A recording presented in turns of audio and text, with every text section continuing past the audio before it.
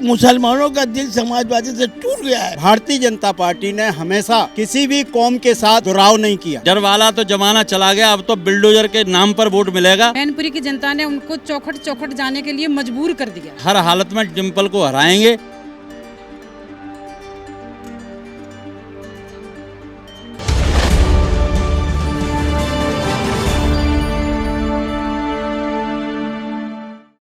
नमस्कार, आप देख रहे हैं द न्यूज़ 15 और मैं हूं अंजलि राठौर। और मैनपुरी के उपचुनाव में इस बार अब जनता के बीच एक बार फिर से पहुंची हूं और जानने आई हूं कि मैनपुरी में इस बार मुलायम के बाद किसको चुनने जा रही है जनता। तो क्या लग रहा है इस बार किसके पास जा रही है जनता ने ये कमर कस लिया है मैनपुरी की कि हमको 5 दिसंबर 2022 को कमल का फूल का बटन दबाना है और रघुराज साहब को जितवाना है। ये सीट इंशाअल्लाह ताला बीजेपी की झोली में जाएगी। दूसरे को जीतना नामुमकिन बात है। ये सीट किसी के नाम बपौती नहीं। नामुमकिन कैसे बोल रहे हैं? डिम्पल तो कह रही है हमारी जीत यहाँ से हो रही है क्योंकि हमारा गढ़ है यहाँ पर। जेब में चना नहीं अम्मा चली बुलाने है और उनके मियाँ हस्बैंड उनके खोपड़ी में जटा नहीं भालू से जंग है। अब कहने जाओ यहाँ जनता, मैं आज 9 दिन से पूरे शहर को देख रहा हूँ, काम कर रहा हूँ।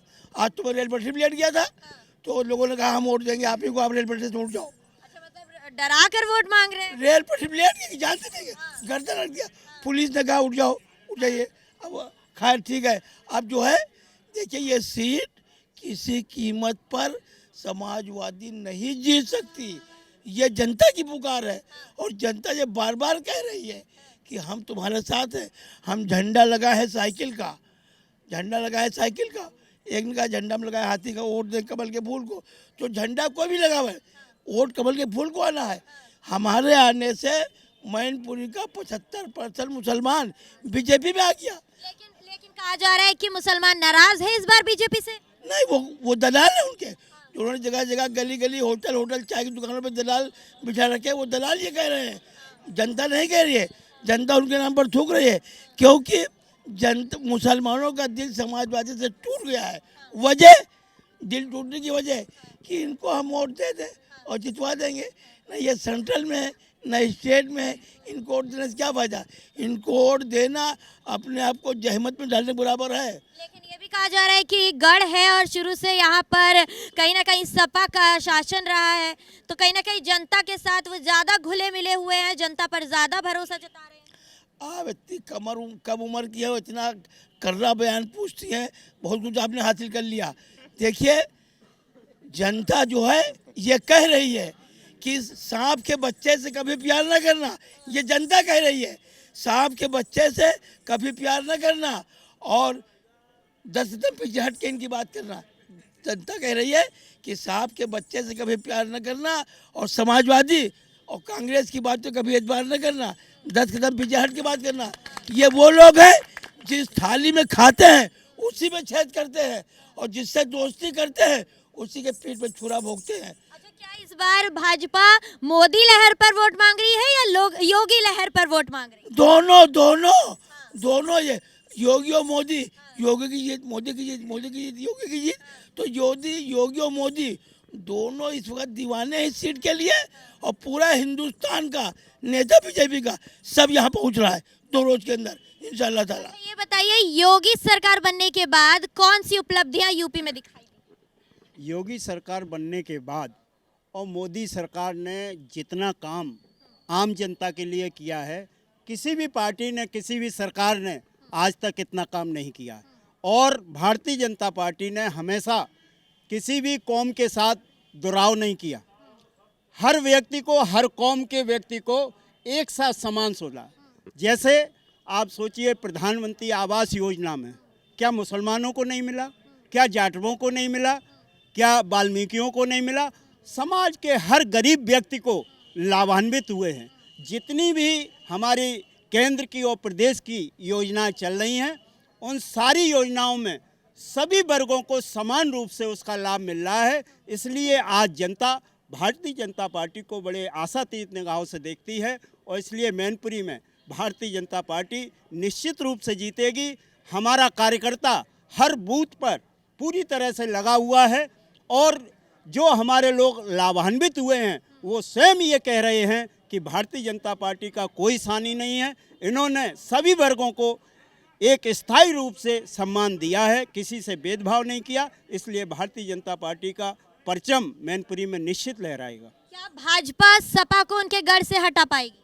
निश्चित रूप से इस बार जनता ने ये तय किया है कि जो सरकार हमारे दुख सुख में भागीदार है, हमारे गरीबी में भागीदार है, हमको अन्य योजना दे रही है, हर तरह से हमको लाभान्वित कर रही है, ऐसा पहले किसी भी सरकार में देखने को नहीं मिला कि एक समान रूप से सबको एक नज़र से तोला जाए। भारतीय जनता पार्टी ने कोई भी कौम हो, कोई भी बिरादरी हो, सबको समान रूप से तोला है और अनेकों योजनाएं जो आज तक चल रही हैं वो समान रूप से सभी जनता के लोगों को मिल रही हैं। अब एक खास अच्छा ये बताइए कि भाजपा के लिए सपा को उनके गढ़ से हटाना कितना आसान होगा?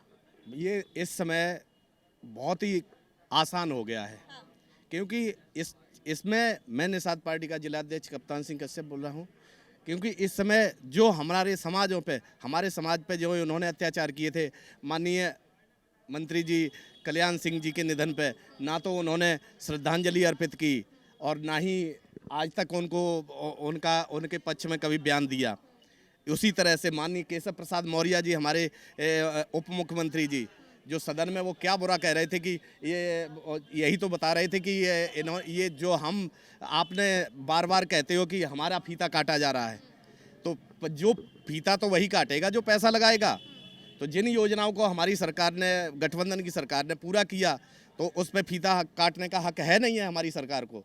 तो जब हमारे मुख्यमंत्री जी, माननीय मुख्यमंत्री जी ने उसका फीता काटा, तो उनको भरी सदन में उनको तेरे बाप का पैसा, उन्होंने यही तो कह दिया था, क्या आप सपा सैफई से ज़मीन बेच के पैसा ले आए हैं? उसका भी बदला लेगी हमारी मैनपुरी की जनता। और लोधी समाज में हमारे कल्याण सिंह जी का भी बदला लेगी। हमारे कश्यप समाज को वोट लेते रहे, 90% वोट उनको मिलता रहा है आज तक, जिसकी वजह से ये जीतते रहे। और उसमें भी जब लाभ देने का काम आता है तो जब जीतने के बाद में 4% अपने यादव भाइयों का काम करते हैं, नौकरी दिलाने का, और जो भी काम है वो सब यादवों को देते हैं। तो उस सब का हमारा कश्यप समाज, लोधी समाज और साक्य समाज ये मिल कर के उनके गढ़ को, जैसे आजमगढ़ को तोड़ा गया है, बदायूं को तोड़ा गया है, रामपुर को तोड़ा गया है और फिरोजाबाद तोड़ा गया है, उसी तरह से कन्नौज तोड़ा गया है, उसी तरह से मैनपुरी का भी गढ़ टूट के रहेगा, ये मुझे पूर्ण विश्वास है। और हमारा कश्यप समाज, ये साक्य समाज और लोधी समाज, ये तीनों ही इकट्ठे होकर के और इस गढ़ को तोड़ने का काम करेंगे। आपके एक साथी ने ये कहा कि लोग, ये जो जनता है मैनपुरी की, वो झंडे किसी और के लगाती है और वोट सेवा केवल और केवल कमल को डालती है। तो क्या अभी भी जनता के मन में सपा के लिए डर है? सपा के खिलाफ मन में डर पैदा रहता है कि अगर वो कुछ बोलते हैं उनके खिलाफ तो कहीं ना कहीं उनका निवास यहाँ पर है तो वो एक्शन लिया जा सकता है? देखिए, मैं फिरोजाबाद से हूँ, यहाँ प्रवासी के रूप में मैं यहाँ सेवा दे रहा हूँ और लगा हुआ हूँ। हम फिरोजाबाद के जितने भी लोग लगे हुए हैं यहाँ पर, और हम सबसे पहले ये आपको बताना चाहते हैं कि हम फिरोजाबाद वादी जितने भी हैं भारतीय जनता पार्टी के कार्यकर्ता, हम सब लोग डिम्पल को हराना जानते हैं। और सबसे पहले फिरोजाबाद वालों ने डिम्पल को हराया था, उसके बाद हमसे सीख करके कन्नौज वालों ने हराया। अब हम सारे कन्नौज वाले और फिरोजाबाद वाले यहाँ पूरी सेवाएं दे रहे हैं, हर हालत में डिम्पल को हराएंगे, किसी कीमत पर जीतने नहीं देंगे। क्योंकि जो चरखा दाव नेताजी बताते थे और डिम्पल को हराने का दाव हम लोग जानते हैं और लगे हुए हैं। डिम्पल यहाँ से हार के जाएंगे हर हालत में, और डर किसी का नहीं है। डर वाला तो ज़माना चला गया, अब तो बिल्डोजर के नाम पर वोट मिलेगा। और बिल्डोजर की वजह से ये जितने डर वाले हैं ये अपने घरों में घुसे हुए हैं, और अगर गुंडागर्दी दिखाएंगे तो वोट पड़ने के बाद यहाँ रघुराज सिंह साक्य चुनाव जीत के जाएंगे। उसके बाद ये जो डर दिखा रहे हैं, ये तुम्हें जनपद फिरोजाबाद, वो जनपद मैनपुरी तो छोड़िए, उत्तर प्रदेश में दिखाई नहीं देंगे।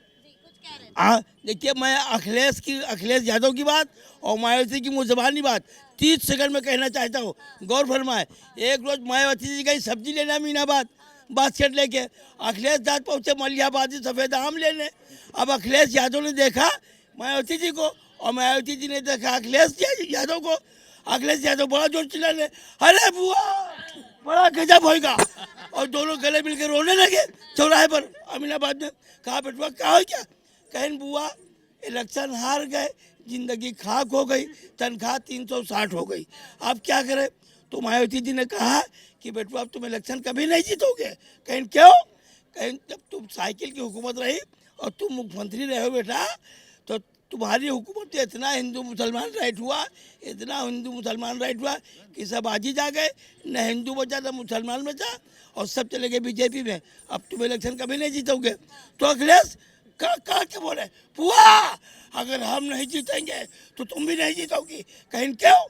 कहीं कि जब हाथी की हुकूमत रही और तुम मुख्यमंत्री रही हो, तो जो बहराइच से जिला कट के श्रावस्ती बना है, श्रावस्ती जिले में भिनगा शहर में मुसलमानों का पूरा गांव का सामान गुंडे लोफर माफिया लाद के ले गए ठेलिया पर, और पूरा गांव मसाला लगा के जला दिया, और लड़कियों को, औरतों को, बच्चों को सबको नंगा करके सर पे कपड़ा रख के नंगा जुलूस निकलवाया। जो बादशाही हुकूमत में नहीं हुआ था वो तुम्हारे राज्य में हुआ। इससे पूरे जिले की जनता, क्या पूरे देश की जनता नाराज है। अब तुम भी हुकूमत, तुम भी कभी नहीं जीतोगी। तो मायावती ने कहा अब तुम भी नहीं जीतोगे, हम भी नहीं जीतेंगे, तो आ लौट चले हम अकेले में, आ लौट चले हम अकेले में, अरे बज गए तबला तबेले, बज गए। मैं आपसे जानना चाहती हूँ कि मैनपुरी में जो माहौल पहले मुलायम सिंह यादव के समय में हुआ करता था, गुंडा राज कहा जाता था, तो क्या अभी भी वही राज है या कहीं ना कहीं बदलाव देखने को? निश्चित ही बदलाव देखने को मिल रहा है। उनकी बादशाही तो चली गई, उत्तर प्रदेश की जनता ने बादशाही ख़त्म कर दी। अब उनकी थोड़ी सी राजशाही हमारे मैनपुरी में बची थी। वो मैनपुरी की जनता ने उनको ये एकदम बता दिया है कि राजशाही आपकी अब नहीं चलेगी। मैनपुरी की जनता ने उनको चौखट चौखट जाने के लिए मजबूर कर दिया। हाँ, इससे ज़्यादा मेरे लिए बड़ी बात कुछ नहीं हो सकती कि आज वो क्षेत्र में उतरी, वोट मांग रही हैं घर घर। उन्हें ये पता चल रहा है कि मेरी राजशाही भी जाने वाली है, बादशाही तो चली गई। अच्छा, जितने भी लोगों से मैंने यहाँ बातचीत की वो कहते थे कि यहाँ पर अराजकता थी, गुंडा राज हुआ करता था। तो कितना बदलाव आपने देखा है महिला सुरक्षा को लेकर? महिला सुरक्षा को लेके यहाँ बहुत ज़्यादा बदलाव हुआ है। पहले महिलाएं घर से नहीं निकल पाती थी, आज महिलाएं घर से निकल भी रही हैं, अपना काम भी कर रही हैं। और यहाँ स्वयं सहायता समूह जो था वो हमारे इस जनपद से छोड़ के अन्य जनपदों में भी वो जा रही हैं और समूह बना रही हैं, आराम से अपना जीविका का साधन चला रही हैं। हमारे यहाँ अब अराजकता बिल्कुल समापन की ओर है। अच्छा, भारतीय जनता पार्टी सपा को कितनी टक्कर देने वाली? भारतीय जनता पार्टी टक्कर शुरू से देती आई है, पूरे प्रदेश में उसने टक्कर दी है, सरकार बनाई। आज जब मैनपुरी की बारी आई तो मैंने पहले भी कहा कि उनकी बादशाही गई, अब जो राजशाही बची थी थोड़ी बहुत, अब वो भी अब जाने वाली है। और डिम्पल जी घर घर जा रही हैं, सभाएं कर रही हैं और वोट मांग रही हैं। तो मेरी उपलब्धि इसी में सबसे बड़ी उपलब्धि है। अच्छा, उनके घर घर वोट मांगने से कहीं ना कहीं जनता उनकी तरफ आकर्षित तो नहीं हो जाएगी? ऐसा कुछ भी नहीं होगा। जनता यही तो देखना चाहती थी। उत्तर प्रदेश की जनता ने जब ये दिखाया कि मतलब उनकी जब बादशाही गई है, तो अब मैनपुरी की जनता ने ये सोच लिया है, पूरा मन बना लिया है कि उनकी राजशाही भी हम ख़त्म कर देंगे। अच्छा, तो मतलब कड़ी टक्कर देने में पूरी 100% कड़ी कामयाबी, मतलब कुछ उनके साथ हमारी कोई टक्कर नहीं है। अच्छा, मैनपुरी में रोजगार और शिक्षा के मुद्दे पर बात करें तो कितना विकास इन मुद्दों पर हुआ? शिक्षा के विकास में तो एक अभ्युदय योजना जो आई है, तो गरीब बच्चे जो अभ्युदय योजना के तहत गरीब बच्चे जो पढ़ नहीं पाते थे, आज वो ट्यूशन ले रहे हैं फ्री में है। तो बाकी तो सब चल ही रहा था शिक्षा में, लेकिन शिक्षा का जो पिछली सरकार में धराशायी जो हुआ था शिक्षा का माहौल, इतनी बुरी हालत थी कि किसी से ये पूछ लो कि किस टाइम आपने हाई स्कूल कब की है, तो गर्व से लोग कहते थे कि बाबूजी कल्याण सिंह जी के ज़माने में जब उन्होंने हाई स्कूल पास करी है, तो वो गर्व से कहते थे कि मैं कल्याण सिंह बाबूजी के ज़माने का पढ़ा हुआ हूँ। तो लोग आश्चर्यचकित से देखते थे। तो ये तो उन्होंने शिक्षा का माहौल बना रखा था। आज हम शिक्षा के माहौल को बदल चुके हैं। भाजपा हाई स्कूल इंटर बताने में मुझे गर्व महसूस होता है कि मैं हाई स्कूल इंटर भाजपा के ज़माने से हूँ। थोड़ा आपको भाजपा की उपलब्धियों के बारे में बताती हूँ। 100 साल में महामारी आती रहती थी, तो महामारी में हमारे यहाँ वैक्सीन भी लगने की थी कि भाई वैक्सीन तो लगनी है, फ्री में लगवाते भी थे वो। वहाँ भी फ्री में लगती थी। लेकिन हमारी उपलब्धि ये है कि हम अपनी ही वैक्सीन, हमें भीख मांग के वैक्सीन नहीं लगानी थी, हमने अपनी वैक्सीन बनाई और लोगों को फ्री में लगाई। ये मेरी बड़ी उपलब्धि है। अच्छा, मैनपुरी में बेरोजगारी की कितनी समस्या है? बेरोजगारी की तो कोई ऐसी समस्या नहीं नज़र आती है। हाँ, अपने धीमे धीमे वो हमें जितना उन्होंने समय लिया, आज वो कहते हैं कि हिंदुत्व के एजेंडे पे बीजेपी काम करती है और हम कहते हैं हम सबका साथ सबका विकास लेके चलते हैं और हमने ऐसा किया भी है। आज जो भी हमारे यहाँ आवास की योजना, आवास जो दिए गए हैं, ज़्यादातर महिलाओं को और मुस्लिम वर्ग को, आप अगर डिटेल निकाल के देखेंगे तो मुस्लिम वर्ग को इतना आवास मिला है कि आप कल्पना नहीं कर सकते। अच्छा, ये बताइए कि इस लोकसभा उपचुनाव में महिलाएं और युवा कितने भाजपा के साथ? महिलाएं तो 100% भाजपा के साथ हैं और पहले भी थी और आज भी हैं और युवा भी है।